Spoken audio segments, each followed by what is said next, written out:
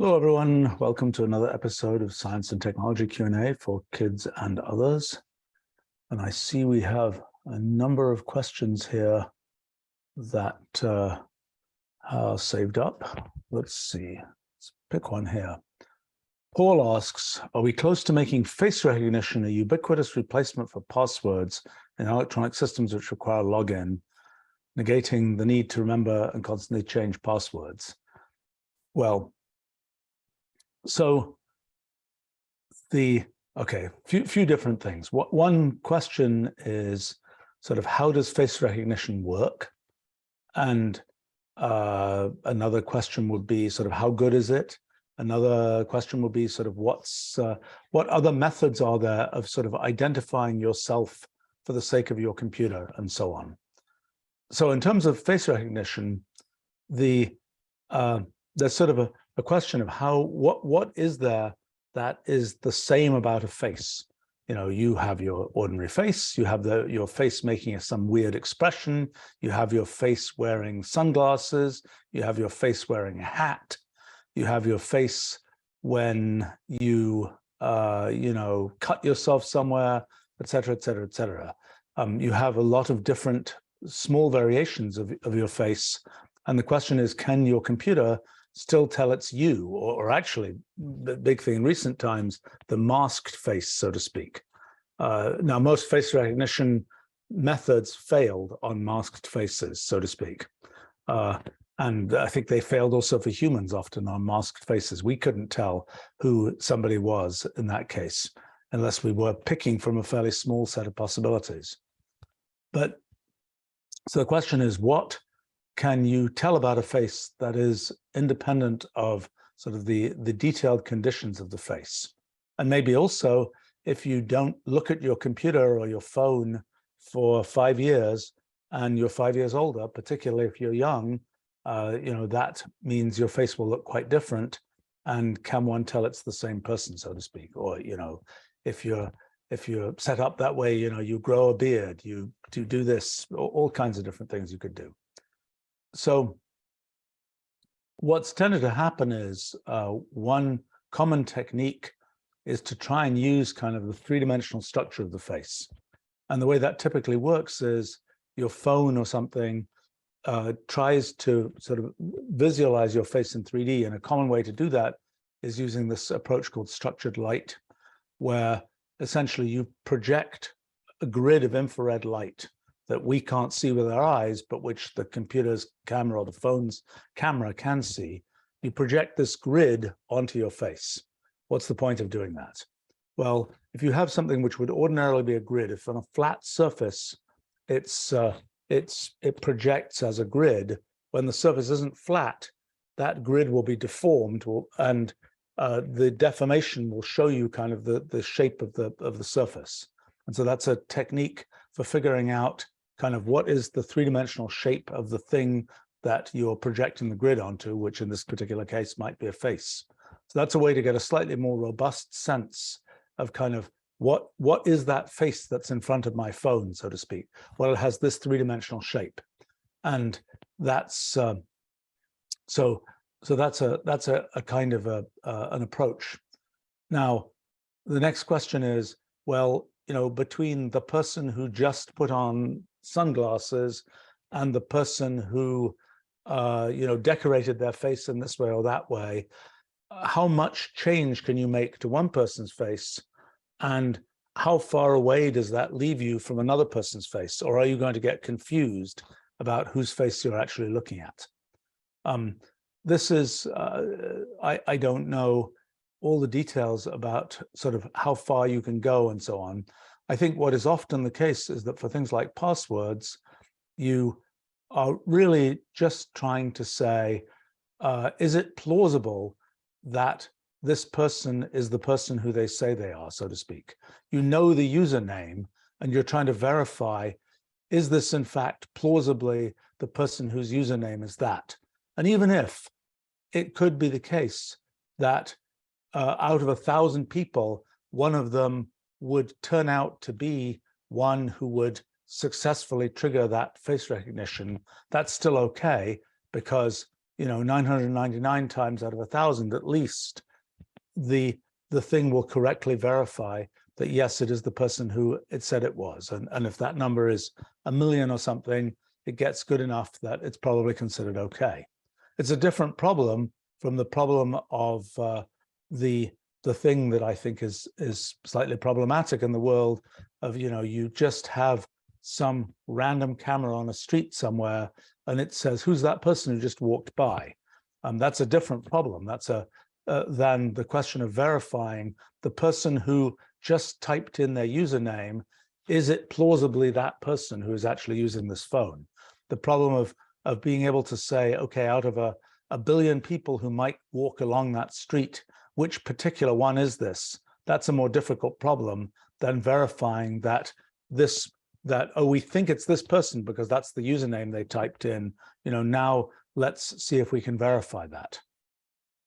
I think people different times have told me different things about what aspects of faces are the most important for modern face recognition systems. Sometimes people say it's things about, the ears and the height of the ears and so on, because that's something that doesn't change when you put on sunglasses or whatever else. I'm not sure what the current thing that's used is, although I think the three-dimensional structure is an important piece in modern times. I think this, so in terms of, well, what are the different ways you can tell it's you, so to speak? There are a whole variety. I mean, there's fingerprints, there's things to do with the iris of one's eye, there's lots of detailed things. And, even between, and there's things like if you're prepared to talk to something, there's details of your voice. Most of these things can be changed by sort of stuff that happens every day to people, some less than others. I mean, if it's the iris of your eye, you might put a contact lens on that has some different pattern on it. If it's your fingerprint, you might have smooshed your finger somehow, and that will change your fingerprint. There are all sorts of different things that can change kind of these aspects of the sort of the you that the computer recognizes, so to speak. I mean, ultimately, probably your DNA is a pretty good indicator of who you are, and it isn't yet the case. It's still the case that to sequence a piece of DNA, or even to get what's called a DNA fingerprint, to pick out certain features of a piece of DNA that might be characteristic of a person or a species or whatever else, all of those things are not kind of the kind of thing that could conveniently happen when you put your finger on your phone or something like this. But yeah, I think that's no, I mean, this question about passwords and sort of writing down passwords and so on. I mean, it used to be the case that people would say, oh, you should change your password for everything once a month. The problem with that is unless you have some system for writing down, for recording those passwords, which itself has certain vulnerabilities, people had the terrible habit of saying, oh, I have to write it and change my password every month.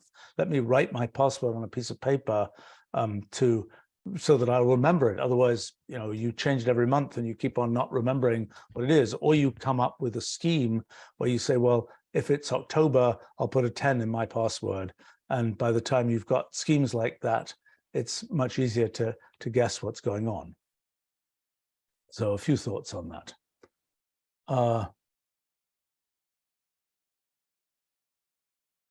Let's see.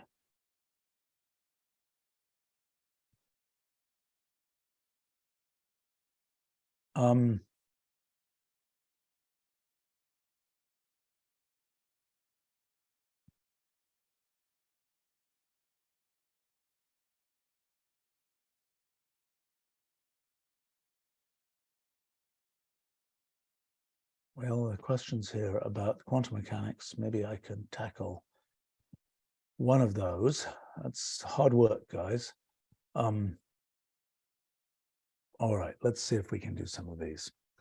I was asking about correlations, as Aaron asking about correlations among qubits and how that differs from ordinary bits and so on. All right, well, let's see. So let's talk a bit about quantum mechanics. Quantum mechanics is this theory that's supposed to describe ultimately small things in the world, like atoms and so on, and electrons and such like. And sort of the big difference from big things in the world is that when it comes to big things in the world, we generally have the view that definite things happen to big things in the world. Like when you throw a ball, it moves in a definite trajectory, moves in a definite path. But when it comes to small things like electrons, what quantum mechanics says is that it isn't the case that definite things happen. Instead, there's a whole set of possibilities for what can happen. And somehow what we perceive is some sort of probability of what happened that's based on all of those different possibilities for what could have happened. Now, in our physics project, this becomes kind of more explicit and clearer what's going on. In our physics project, the way that everything gets represented in the world is as this giant network of kind of atoms of space. So we imagine that space, physical space, is ultimately made of things.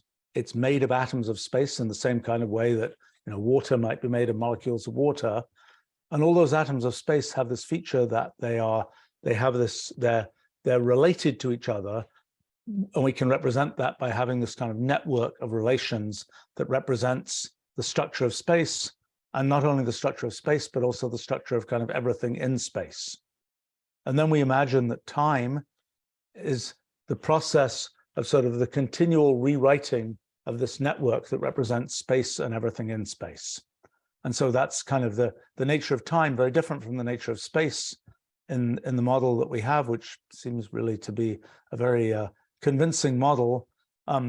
The time is this kind of computational process of continually rewriting these relations, these connections between the atoms of space. Okay, so here's where things get tricky. When we say time consists of the continual rewriting of these relations between atoms of space, it turns out there isn't just a unique way to do that. At any given moment, there are many possible ways that you could rewrite this set of relations between atoms of space. Each one of those possible rewritings essentially gives you a different step in history. It gives you a different possible thing that could have happened. And when you put all those together, you end up with these many different paths of history that can occur. And so, as I said, sort of the core idea of quantum mechanics is that there are many possible paths of history. One of the things that comes out in our model that was not, I think, very clear before is that these different paths of history, which in our model are just the different possible sequences of rewritings that can exist of this network that represents the structure of space and everything in it. The different possible rewritings can both branch, that is, one state of the universe can end up having two possible outcomes, but they can also merge in the sense that two different states of the universe can end up evolving to something which is identical. Now, that I should say one thing that makes all of this, possible to talk about and realistic to think about is that in our model, space is ultimately discrete.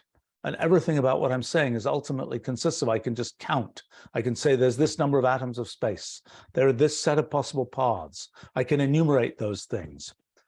In the history of people's studies of kind of matter and things in the universe and so on, people didn't know, 200 years ago, nobody had any idea that things like water were made of discrete molecules. Some people thought that might be the case. Other people violently disagreed and said, no, it's a continuous thing that cannot be broken down into discrete atomic pieces. Well, it nevertheless turned out that in terms of making a theory of what was going on, like things like the theory of heat, that was constructed in the end, the correct theory of heat was constructed on the basis of the assumption that things like water were made of discrete molecules that could move around, And then people started constructing the idea of let's look at enumerating all possible configurations of this sort of glass of water or something, all the possible places the atoms could be, all the possible configurations the atoms could be in. And people, this is in the late 1800s, people kind of very routinely kind of assumed that things would be set up in this kind of discrete way. And then when quantum mechanics was discovered, that was originally discovered in the context of photons, particles of light, that light was actually made of sort of discrete lumps of stuff. Then it became clear that there were atoms, that matter was made of discrete stuff. It was still the case that people imagined that space, for example, and time were not discrete in that way. That's something that's new in our model, is that space and time, like atoms, like photons, like other things, are in fact discrete. Well, as soon as you say that everything, space, time, and so on, it's all discrete, it becomes a lot easier to kind of talk about things like all these different possible branches of history and so on. If you're trying to do that using continuous mathematics, using mathematics that's based on calculus and so on, it's really very hard. It's very hard to define what you're talking about, because it's kind of like you've got these many paths, but they're not distinct paths that you can count. There's some kind of complicated mathematical structure that's very hard to define. So one has a huge handicap if one's saying, let's think about these things in terms of traditional kind of calculus-based mathematics. What's made possible our physics project is kind of this idea of discreteness, which is an idea that's very fundamental to computation. We talk about having discrete bits of data in our computer and things like that. These are all like it's a 1 or it's a 0. It's not a 0.725 value, so to speak. It's a definite, it's a yes or it's a no, so to speak. So that idea of discreteness is important in setting things up. Okay, so now what, well, now there's the question, okay, so we've got all these possible histories for the universe. There's sort of a big experiential problem with that, which is that we, in our normal existence, imagine that definite things happen in the universe. We don't perceive the universe to be something where there are all these different possible paths of history going on. We perceive there to be definite things happening in the universe. So the question is, how does that happen? Well, the answer is, in large part, the answer is that we are kind of averaging over large chunks of sort of the space of histories of the universe. When we're looking at something like, I don't know, a gas or liquid or something like that, we put our finger in water and we're running it along and we're seeing what happens. There are lots of individual molecules, trillions and trillions and trillions of individual molecules that are hitting our finger and making the water move around with certain speeds and things like this. But we don't notice that. We just notice the aggregate effect of all of those molecules that are hitting our finger and making the water behave in the way that the water behaves. Well, that's what happens in the case of sort of averaging over different molecules in water. We're also averaging over different atoms of space. Whenever we perceive space to be kind of continuous, we can just move from here to there. We don't go in jumps from here to there. That's because we're pretty big, very big compared to the atoms of space. So for us, what would be kind of discrete jumps, really we perceive as continuous. It's kind of like we know that a computer screen is made of pixels, yet we can watch a movie that seems to have kind of continuous things happening in the movie, even though in the end we know it's made from a bunch of discrete pixels. And so it's the same thing with our perception of space and motion in space and so on. Now, it's a little bit more abstract to talk about the fact that we are sort of averaging over a bunch of different histories in the universe. But the reason that we end up sort of inevitably doing that is that just as the universe is branching and merging and so on with all these different possible threads of history, so too are our brains. And so in a sense, what's happening is our brain, which is doing all this branching and merging and so on, that branching and merging is causing, if we thought our brain was sort of at a definite place in what we call branchial space, the space of possible branches of history. If we thought our brain was kind of at a definite place in branchial space, well, really it's not, because progressively over time, it's kind of moving around in branchial space.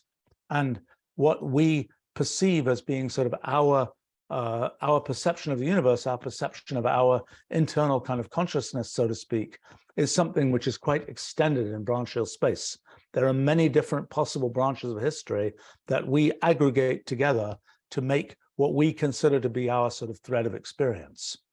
And so that means that what we then can say, oh, there are all these different threads that do slightly different things in detail, but we're aggregating them all together, just like all those individual molecules in the water were doing different things in detail, but we aggregate them all together and come up with some definite conclusion. And that's kind of our typical perception of the universe. Now, if we look at exactly the right kind of experiment, we can start seeing the fact that it isn't the case that there really is just one branch of history, one thread of history. We can start seeing the fact that there are these separate threads of history. And it's just like when it comes to perceiving, I don't know, the fact that water is made of discrete molecules. That became possible when people had microscopes, when people realized you could like look at pollen grains being pushed around with Brownian motion or other kinds of effects like that. It's something where with the right instrumentation, we could kind of get a sense that, in fact, for example, water wasn't a continuous kind of thing. So similarly with quantum mechanics, around 1900, between different studies of kind of light from atoms and things that involved essentially electronic amplification, we were able to get to the point where we could actually sort of see those individual threads of history, at least in some very special cases, and notice that there wasn't just one kind of thread of experience. And this is kind of the basis for quantum mechanics. Is not the way it's usually explained, but that's the way that we can now understand it from our physics project. What happened is the mathematics of describing these different essentially branches of history, these different quantum states that one can get, that mathematics developed in the 1920s mostly. And essentially what happened is that one started to be able to say, well, we've got a thing, let's say it's an electron, and the electron can either be spinning this way or that way. And there are two possibilities, and quantum mechanics says there's only two possibilities in this setup. But we can end up with something where where our kind of perception of the universe is such that both those possibilities are there. Both those possibilities can happen in some sense. Now, at some point, if we kind of want to get to the point where we have a definite thread of experience, we're going to have to make a decision. Was it actually the up direction or was it the down direction? We're going to have to make a quantum measurement that decides that. And it depends on, but at the level of individual electrons, individual electron spins and so on, we can maintain kind of we can maintain those both possibilities for quite a while. And we don't have to, our kind of common experience doesn't sort of force us to make a decision between these. In other cases where it's some great big effect in the world, you know, the rather gruesome one that's commonly discussed is, you know, a cat, is it alive or dead type thing. And you don't sort of imagine that you imagine that you can definitely tell it's alive or it's dead. And you don't have something which is a superposition of states of the cat being alive and dead, but that's less obvious for something like an individual electron.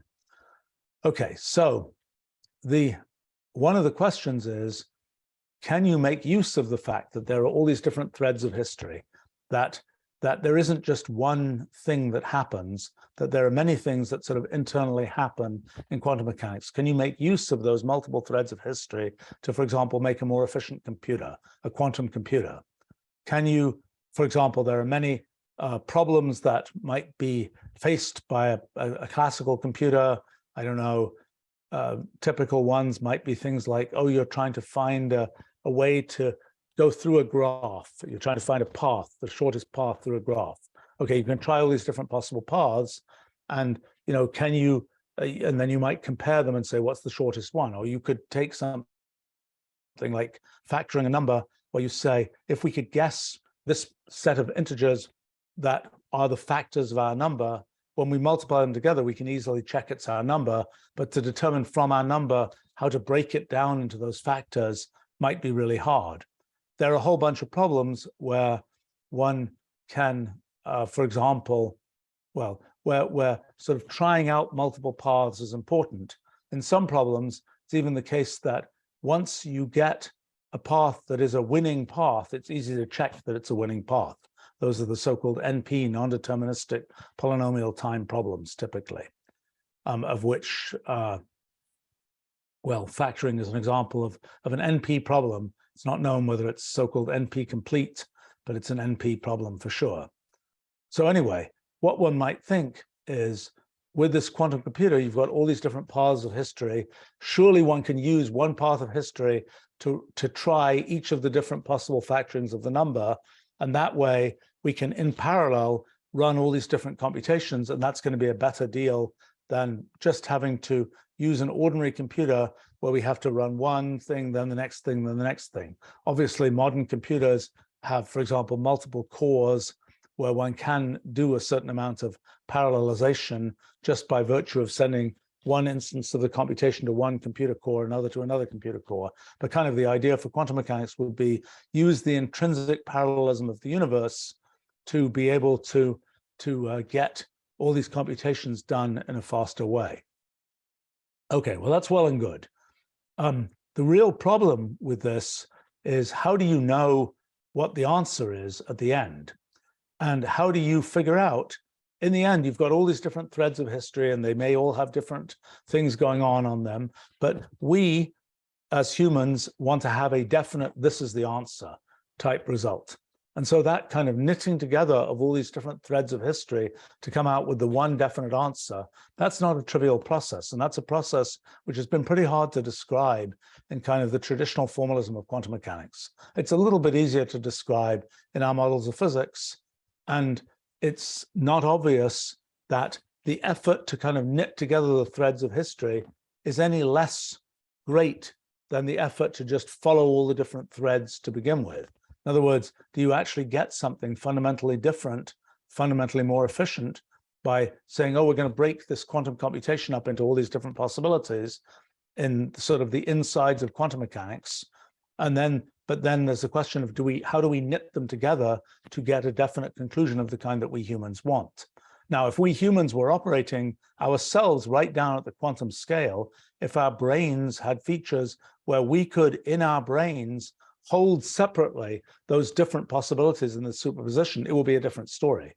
But what we typically imagine when we talk about quantum computing is quantum computing for the human user, so to speak, not quantum computing for the quantum alien, so to speak, who's operating purely in a quantum way and who can hold in their brain these two different superpositions of what's going on. Okay, so I think the question had to do with correlations between different bits and so on. And I think the thing to understand is that when the different threads of history in the universe are running and doing their thing, these threads of history are operating independently, or they might be merging, or they might be branching.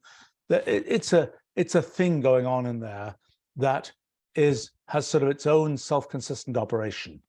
As soon as you say, oh, I'm going to force those threads of history to get knitted together so that I can get a definite answer, you've broken that internal mechanism. It's kind of like the computer that is, you'll void the warranty if you open this computer.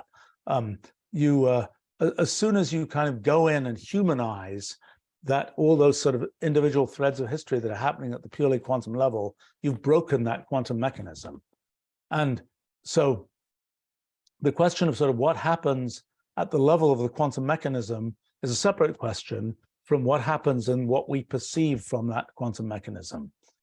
So, for example, okay, one of the issues is if you have two bits, two qubits, which are these kind of things that you would represent. So in a standard bit in a computer, when you store one bit of information in a computer, how is it actually stored?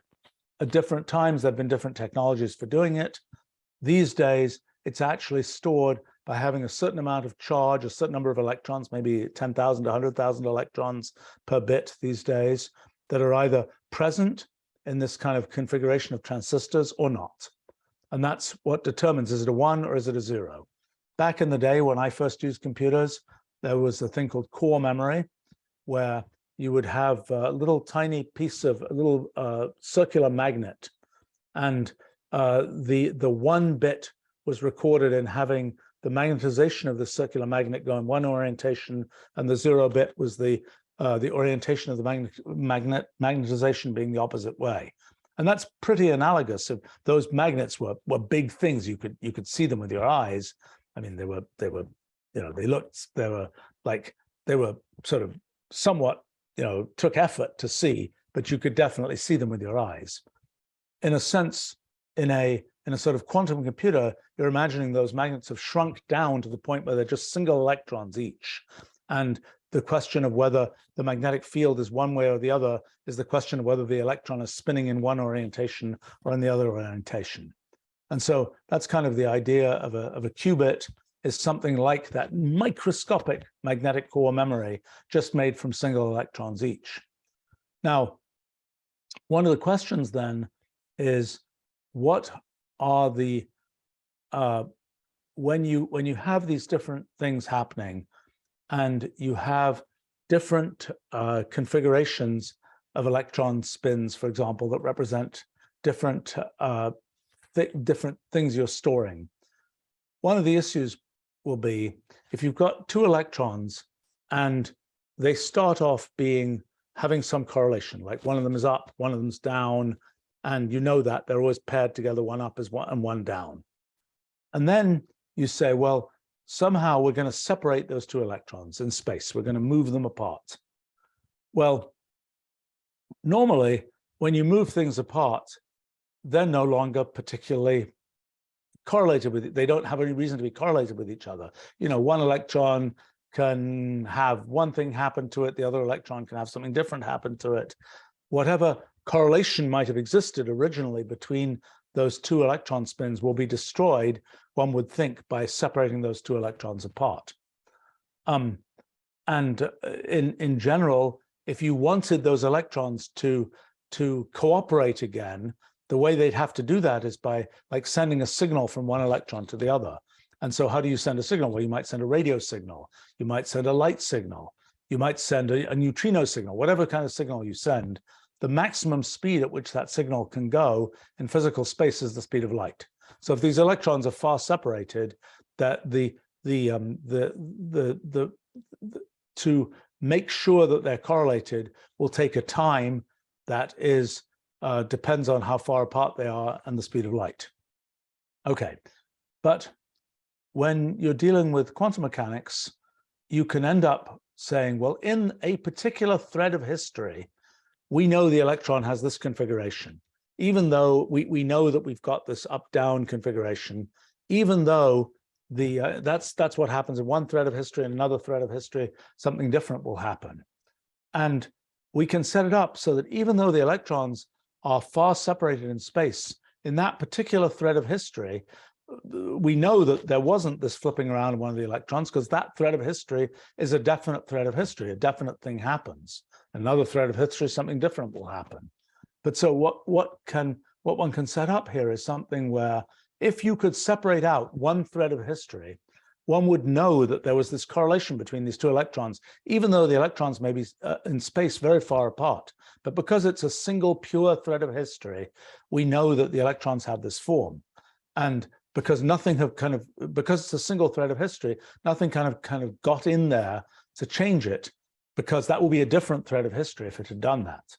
So that's why in quantum mechanics it's called a pure state, where one's got something where it's a sort of single thread of history that one's dealing with.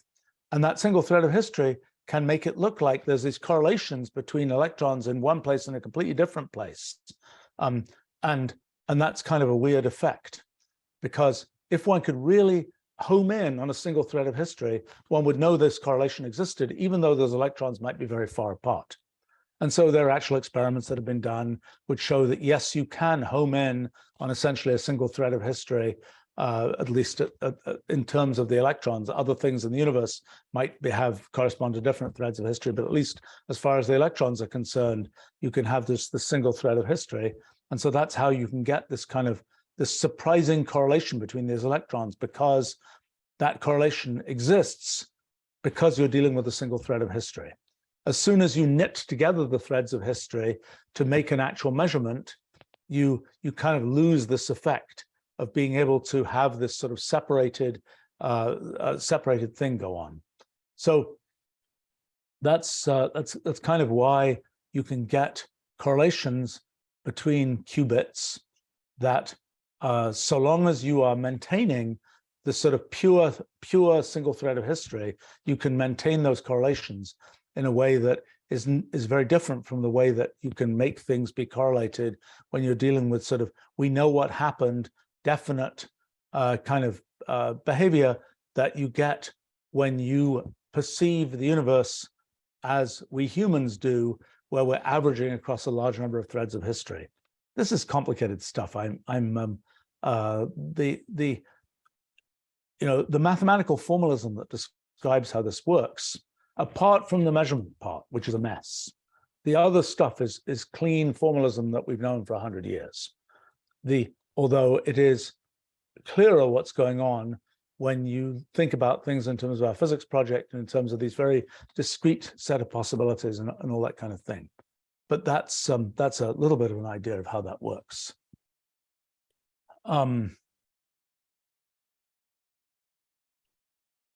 Let's see.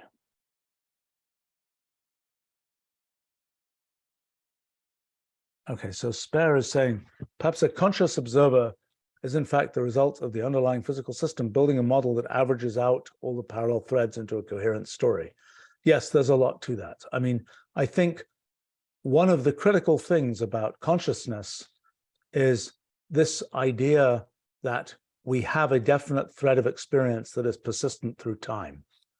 And without that, we really have something very different from our human experience of the world. Now, as far as the world itself is concerned, there are many different threads of history.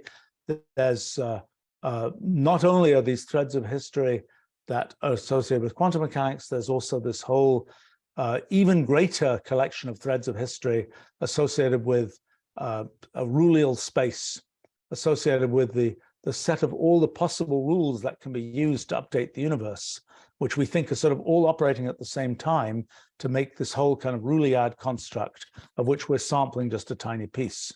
And so the fact that we have a definite view about what's happening in the universe is a consequence of the fact that we are sort of aggregating.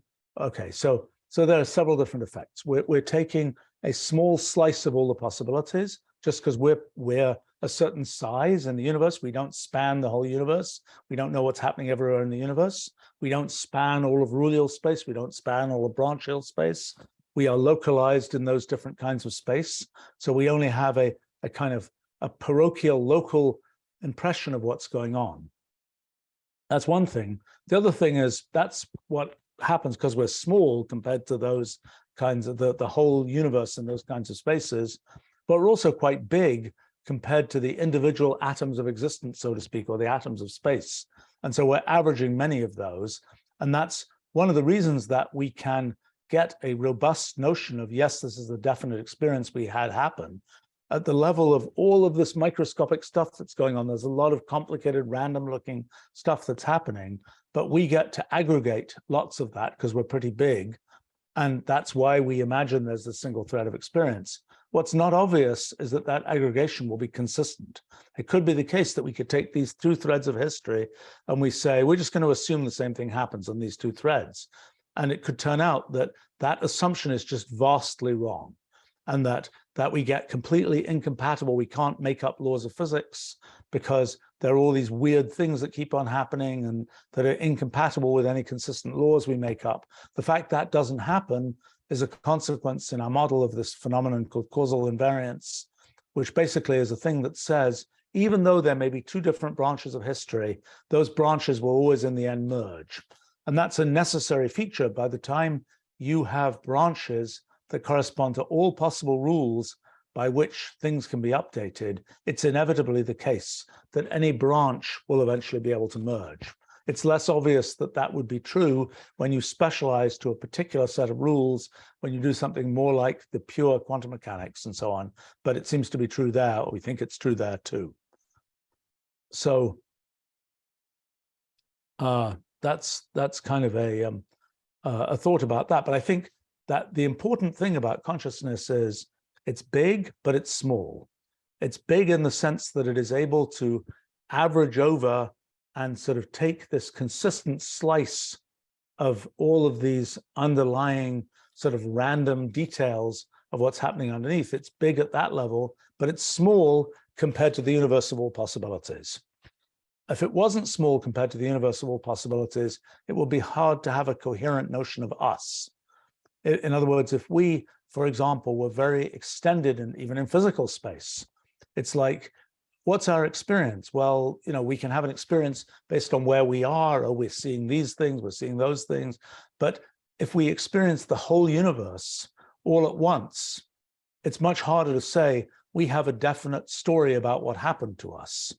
It's like all these different things are happening. And it's even worse when we look in Rullial space at all the possible different description frameworks for the universe, because that's a place where we end up with sort of this very incoherent view of all the possible things that are happening. We don't have this coherent sense that this is how the world works. These are all these possibilities for how the world can work, and we are kind of spanning all of those. And so in some sense, if we're too big, then we don't really have a coherent sense of self. We don't really have a coherent sense of what we are and how we kind of fit into the universe. If we're too small, we're too subject to all of this sort of random stuff that we can't really track. So we're kind of this intermediate size in the universe that makes it possible for us to have kind of the kind of consciousness experience that we typically have. If we were much bigger, we could no doubt have a perfectly meaningful experience of the universe, but it will be different. It will be something where, you know, if different parts of our brains, if it mattered what the speed of light was, you know, communicating thoughts between different parts of our brains, that would be, we would have a very different experience and a very different kind of way of thinking about things than we do now. And it's pretty hard to imagine, at least for me, kind of that level of difference in our kind of way of perceiving the universe. I mean, we're kind of stuck in the way of perceiving the universe that we've sort of grown up with and that our senses make obvious to use. To try and imagine a different way of perceiving the universe is very interesting, but it's also very hard. Even within, you know, your average, you know, whale or dolphin or your average whatever, what way of perceiving the universe does one have there? It's hard to know. But it's interesting to try to imagine what other kinds of ways of perceiving the universe might there be, and what kinds of very different physics might you construct if you had different ways of perceiving the universe. Let's see. William is asking about destructive interference between threads of history. Okay. All right. Let's talk a little bit about that. So what is destructive interference? What happens is when you have waves, ripples on surface of water, for example, you'll have a wave and it'll be going and rippling and it'll be going up and down and so on. Well, if you have two sources of those waves, you know, you have somebody's like sort of bouncing something on the water in one place and in another place, you'll get these two kind of circular patterns of ripples going out. They'll each correspond to waves. So what happens is if the two waves from those two sources arrive at a particular place and they're in phase in the sense that both waves are up at the same time, then they'll add together. If they're both down at the same time, they'll also add together. But if they're out of phase, if one wave is up whenever the other wave is down, they will cancel each other out. It's like you're saying one sort of thing is telling the water go up by a millimeter, the other one's saying go down by a millimeter. Those two things, in the case of water, just sort of add together, and the thing destructively interferes. You've got waves from those two collections of waves, and you might say, well, they'll always add up, and you'll get twice the height. But actually, if they're out of phase, they can interfere, and you'll get zero height instead. So one of the things that was observed ultimately, well, was observed for light, in the 1600s or so, and it was observed for atoms in the 1920s or 1930s, that it's possible to have destructive interference between things that you thought were kind of material objects, where it wasn't just the water is going up and down, it was like there's a photon there or there's an electron there, and it's like 1 + 1 = 0, so to speak. So a typical experiment, you have these two slits, and you have something where you have a source of light, and the light can either go through one slit or through the other slit. And what happens is that you don't actually get to see the sort of the waves that correspond to the possibility of the thing going through one slit or the other. But the end result is that you get this interference pattern, which you can actually see on the the photons can land at this place on a screen at the back behind the slits, or in that place, but in between those places there will be destructive interference and no photons will show up there. How does that work in our kind of models?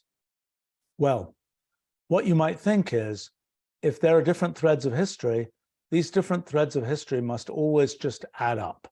That if there's one way that the photons can go and there's another way the photons can go, then those must just be combined. Well, here's the problem. The problem is those different threads of history, for those to be experienced by us, we have to have knitted together those threads of history. We have to have somehow taken it went through the left slit, it went through the right slit, and combined those and say, well, it went through, the combination of those is it went through one of the slits. And we can sort of say, there's a certain rate of one, certain rate of the other. We could combine those together. That's all well and good if we somehow can successfully knit together those different threads of history. In other words, let's say we've got a certain size in branchial space. We've got a certain set of different threads of history that we can say, oh yes, we're aggregating across these threads of history. These are all things that are consistent with being what we experience. Just like when we're looking at, I don't know, the finger in water, we're aggregating over all the molecules that are spatially near us in the water. So similarly, in branchial space, we're aggregating over all paths of history that are somehow near a particular place, maybe some particular path of history or whatever, that are near somewhere in branchial space. Okay, so that's well and good. But now the question is, what happens if the paths in branchial space wind up in very different places in branchial space? If it went through the left slit and it went through the right slit, if those two different threads of history end up far, far away in branchial space, then we, as observers, can't knit those together. They're too far apart. We are only of a certain size, and we don't aggregate over that region. And so that's, I think, the qualitative picture of what's happening in destructive interference. Basically, what's happening is the different possibilities, the different threads of history wind up being far away in branchial space, and our effort to aggregate threads of history isn't able to span those two things, isn't able to bring them together. So we just say, where did the electron go? Where did the photon go? We don't know where it went, because neither of the threads of history where it went through either of these slits is something within sort of the domain that we're aggregating to extract our thread of experience. I think that's the qualitative picture of how sort of 1 + 1 = 0 in a case like that. That by having these two different things that wind up sort of in different corners of branchial space, they're far enough apart, we never get to aggregate them. And so we can't say that either of them ever happened. At least that's a qualitative picture. We're trying to fill in more the mathematics of how that works, and it's kind of tricky. We sort of thought we had an idea how to do that a couple of years ago, but the mathematics of filling in the mathematics is a complicated story there, and it really relates to kind of the correspondence between the way things work in branchial space, the way things work in physical space, the kind of very weird sort of way in which this sort of space of possible branchings can be kind of put in correspondence with physical space. It's kind of like if you have a tree which has sort of an infinitely branching collection of possibilities, how do you take that tree with its infinitely branching possibilities and arrange them in ordinary space? In that particular example, when it's a pure tree, you can use hyperbolic space and so on to make various kinds of arrangements. But the situation we have here is more complicated than that, and that's kind of the type of thing that's involved. Well, there's a question here. Could our brains be a quantum computer? Well, not if you believe in, not in an interesting way, in the following sense. If you believe that you have a single thread of experience, you're not using quantum mechanics in a serious way. Because if our brains were sort of truly in the innards of being a quantum computer, they would be able to kind of, we would not have our description of the world that says this happens, then this happens, then this happens, definite things happen in the world. We would have a very different sort of description framework for the world. Now, can we imagine that one day there will be a device that operates purely at that level, that never sort of externalizes to be relevant to the human observer and so on? Yeah, sure, you can imagine such a device. Happens all the time in kind of the innards of quantum mechanics. But the externalization of that depends on, well, what experience do we as humans have based on what's going on? And if we had brains that were fundamentally down in sort of the quantum domain, then we would be able to fundamentally understand these quantum processes. But our brains would be very different from the way our brains actually are today. And in particular, this thing that has been crucial to our experience of the world, this idea of single thread of experience, wouldn't be there anymore. So, you know, you imagine the future evolved humans that have true sort of quantum brains, and you are communicating, you're talking to one of those future quantum brain humans. It will be very confusing, because to that future human, so to speak, if you classify them as a human, they would be kind of imagining all these different threads of history that were going on, and you'd be sort of saying, but what actually happens? What's actually going on? What actually happened? And they're like, I don't know what you're talking about. You know, it's kind of like all things are happening. All these different threads of history are all happening at the same time. I don't know what, and you know, it's a different level of experience. I mean, it's sort of, I'm sure there's an analogy. If you look at modern, sort of modern technology, and you view it from some time in the past, and you say the modern technology has sort of expanded our experience of the world, and you might say, well, how would you describe that? How would you feed that back to a consciousness from 2,000 years ago or something? How would you feed back the things that we now are able to experience? How would you feed it to somebody who, to a mind, a brain that doesn't have those, that doesn't have the experience of having those kinds of experiences, so to speak? And I think that's a challenging thing. So I think in could we enable sort of the quantum bit in our brains? Well, if we do that, if that was possible, and I think the scales are somewhat wrong for that to really be possible, but if that was possible, and I think probably biology goes to some trouble to make our brains actually believe in a definite sort of thread of experience, because that's what's necessary to operate in the ways that biological organisms tend to operate in the world. And so, you know, there's quite a bit of effort that the brain goes to kind of aggregate our sensory experiences to this one kind of layer of this one kind of attention string that is going through time, so to speak. And that's So I think whatever the hardware is doing, it's still the case that being human is a lot about sort of aggregating that things together into that single thread of experience. And if we say, well, we don't really care about being human, well and good, fine, but you may not have something which to us today in 21st century humans can actually relate to, so to speak.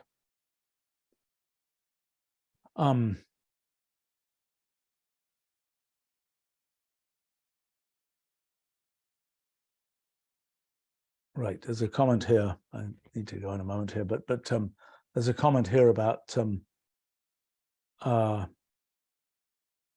neurons firing in the brain and they're kind of what kind of computation is going on there. I mean, one of the sort of, I would say it's almost the fundamental problem of neuroscience is to know what matters in the brain.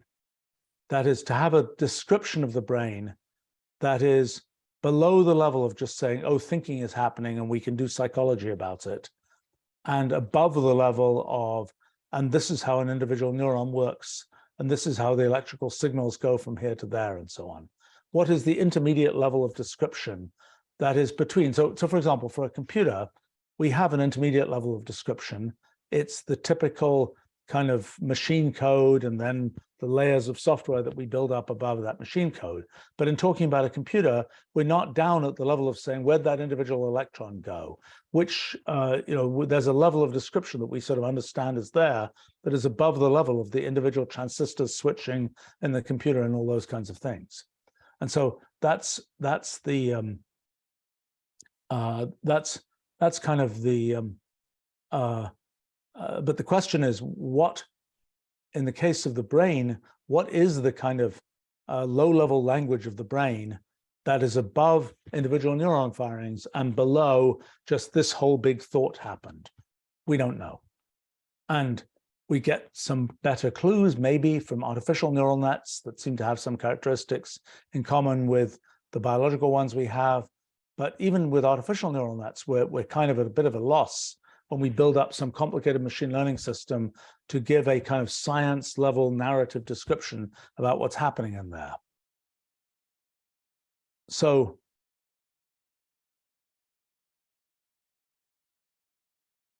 yeah, so anyway, a few thoughts about that. I see a bunch of questions here, which are all very interesting, but I think that I have to go and do some day job kinds of things.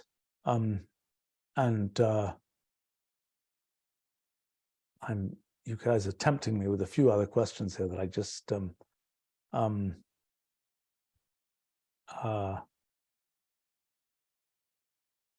Aaron is asking, what Wolfram language functions would be most improved if they could use 20 million logical qubits on a quantum computer?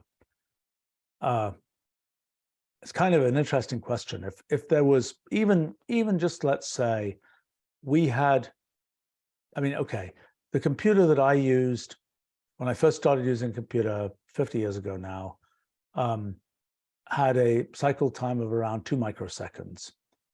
The computers that I use today have cycle times that are about 5,000 times faster than that. So what is different now that the computer is 5,000 times faster than it was back then? What would be different again if the computer I used was 100,000 times faster than the computers today, 1,000,000 times faster than computers today? And it's not inconceivable that, forget quantum mechanics as such, forget these parallel threads, which I think are going to be hard to really make use of in a computer. Just reduce the size of the components. Just be dealing with individual electrons rather than 100,000 electrons. Doing things with individual molecules rather than whole aggregations of molecules.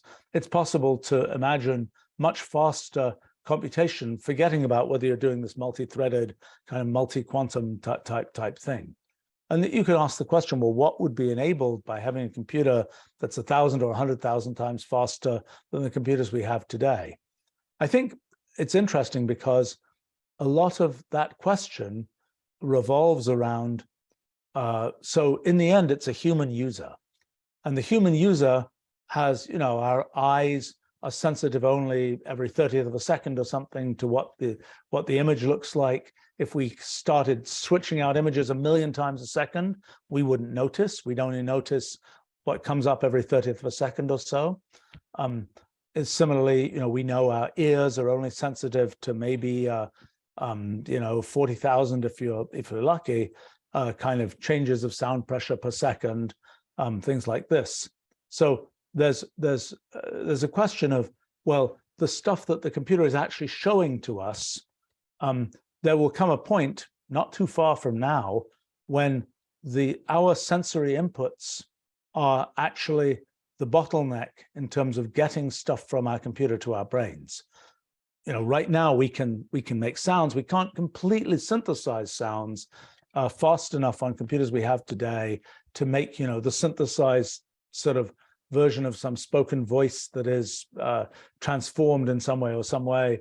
We can't make something which is a completely realistic, every pixel is right image that we could see through some display that's displayed to our eyes. We can't quite do that yet. We will be able to do those things. Those things are very much on track to get done. Exactly how many years it will be is hard to predict, but a modest number, I think, that we will get to the point where we can routinely synthesize much of what is sort of our, at least static, everyday kinds of phenomena in the world. And to make the computer faster at doing that, it's like irrelevant, because the bottleneck is us and our ability to absorb that data. Now, on the back end, there are all kinds of computations where to work out that thing that you can feed to the human, that could take a lot of effort. And it's an interesting question that I have not thought that much about, is what could we really achieve if we had computers that were 100,000 times faster? What kinds of things that, I will tell you, in the development of Wolfram Language, I've always taken the point of view that we should develop the language as we think we should develop the language. We should have a clean, elegant specification of making some particular kind of thing computable, and then the computer hardware and systems will always catch up. So, for example, but there are things that we can have a clean and elegant specification, but it's kind of annoying for a human to use. There are things like, let's say, a user interface, where it's a clean and elegant specification, but things move around at the rate of one little movement per second, way too slow for a human to be happy with it.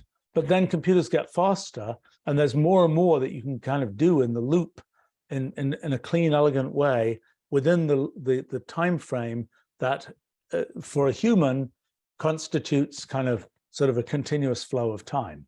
So that's one of the things we've noticed in the building of Wolfram Language, that there's more and more, for example, user interface that we can just specify in a nice, clean, elegant way, and it runs fast enough that for a human user, it seems to be something that is a smooth kind of experience. And so there are things like that, where there are things where the sort of the clean, elegant specification, it's like, can we go from a clean, elegant specification of something to how it actually works? Can we do that in real time?